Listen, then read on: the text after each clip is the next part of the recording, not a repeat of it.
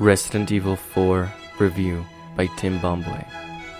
So the game starts off with a blonde dude from El Dorado getting lost in Spain during the 1500s, I think. Well, he is looking for some chick with the tiggle bitties. After kindly asking the locals where he may find said boobies, he is locked up with the actor from Mission Impossible. Then he decides to go fishing, pet a couple doggies, and remove a tumor from the big friendly giant. At this point, Justin Bieber is having an internal crisis and decides to go to church, and what do you know, Big Booty Bertha was there the whole time. Then they meet the Pope, but in this universe, the Pope is actually the main villain from Assassin's Creed, so he's a douchebag. Then they run all around the place and kill a bunch of dudes, cause this game is rated M for massacre, and they find Tom Cruise again, and then Tom immediately leaves again, and then they remove another tumor from another giant. This game is actually the spiritual successor to Surgeon Simulator. And then they fight the village cheese because he was actually ugly or something. And the village cheese is like, "This isn't even my final form!" And he breaks out into hives, and his stomach goes squawk. And he's like trying to kill Brad Pitt, and the whole place is on fire because someone dropped my mixtape, and Brad is like, "Yippee-ki-yay, mother!" And then the whole place blows up. Then he gets the Dragon Ball. At this point, the locals don't want Justin Biebs in the village anymore, so they chase him and his girlfriend to the nearby castle, and the Burger King comes out and he's like, "Who were you expecting? Sportaflop?" So now Mario is running all around Peach's castle trying to get the 210 stars or something, and then he gets separated from Peach, but then he finds her again. Also, the Pope kills Tom Cruise. Looks like this mission was impossible.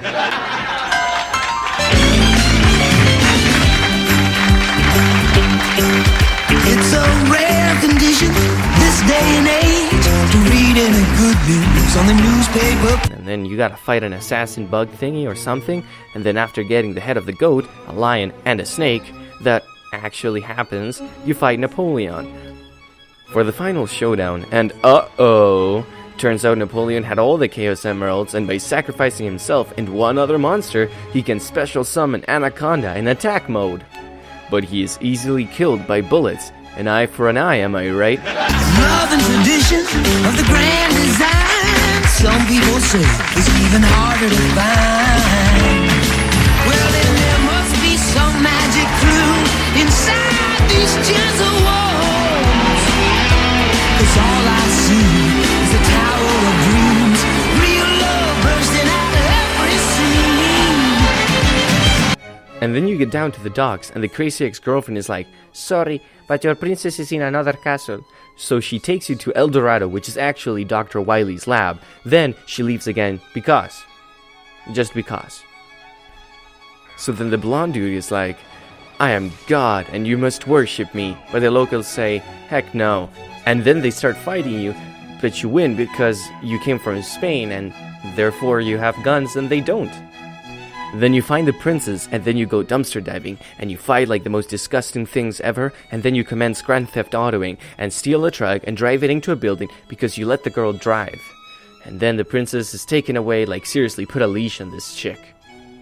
Then you fight a slug, and Kris Kringle Christmas, what the heck is... Oh my gosh, get the thing away from me! Oh man, I almost vomited. And I'm skipping the slug fight. And then you fight Rambo, but in this universe, Rambo's actually a dirtbag. Hey, I think I've uncovered a central theme in this game. So then the helicopter shows up, and it's like that scene from Call of Duty when the helicopter shows up, and it's like bang, bang, bang, bang, bang, bang, and pshoo, boom, boom, boom, cha, cha, cha, cha, cha, cha. And it gets shut down because all good things must come to an end, or crash to an end, if you know what I'm saying.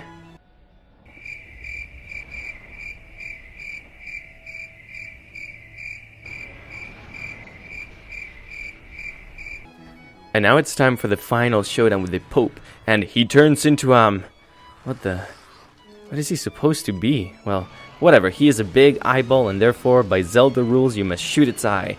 And your girlfriend is all like, "It's dangerous to go alone, take this," and gives you an RPG, and you pick it up, and aim at the bad guy, and say, "Knock, knock, who's there? You're ugly."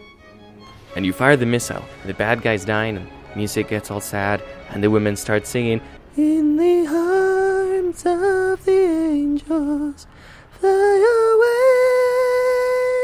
And then the crazy ex-girlfriend pushes the self-destruct button because that's how the road to El Dorado ends, right? So the dude and Armin Arlerd get on the boat and leave the island and use jet ski to get back to America, or most likely to be eaten by sharks.